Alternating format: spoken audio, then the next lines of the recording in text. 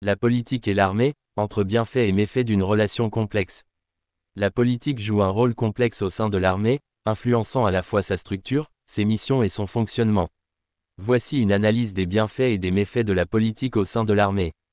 Bienfaits de la politique au sein de l'armée.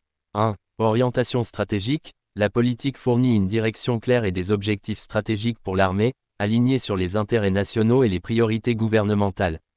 2. Contrôle démocratique. Dans les démocraties, le contrôle civil de l'armée assure que les forces armées agissent dans le cadre de la loi et respectent les principes démocratiques, évitant ainsi les coups d'État et les abus de pouvoir.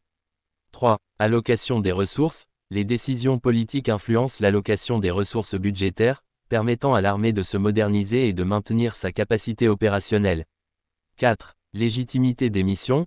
Les missions militaires sont souvent légitimées par des décisions politiques, notamment par des résolutions des Nations Unies ou des accords internationaux, ce qui renforce leur acceptabilité sur la scène internationale.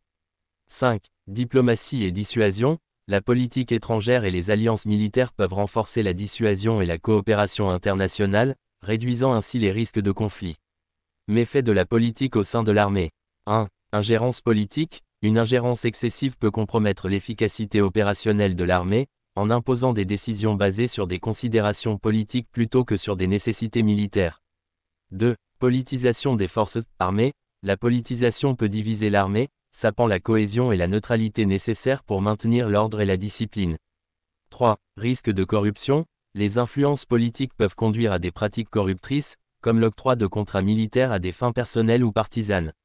4. Instabilité. Dans les régimes autoritaires ou instables, l'armée peut devenir un outil de répression politique, exacerbant les conflits internes et les violations des droits de l'homme. 5. Décisions à court terme. Les cycles électoraux et les priorités politiques à court terme peuvent entraîner des décisions précipitées ou mal planifiées, affectant la préparation et la capacité de l'armée à long terme. En conclusion, la relation entre la politique et l'armée est intrinsèquement complexe et nécessite un équilibre délicat. Un contrôle civil démocratique et une orientation stratégique claire sont essentiels pour garantir que l'armée serve les intérêts nationaux tout en respectant les principes démocratiques et les droits de l'homme.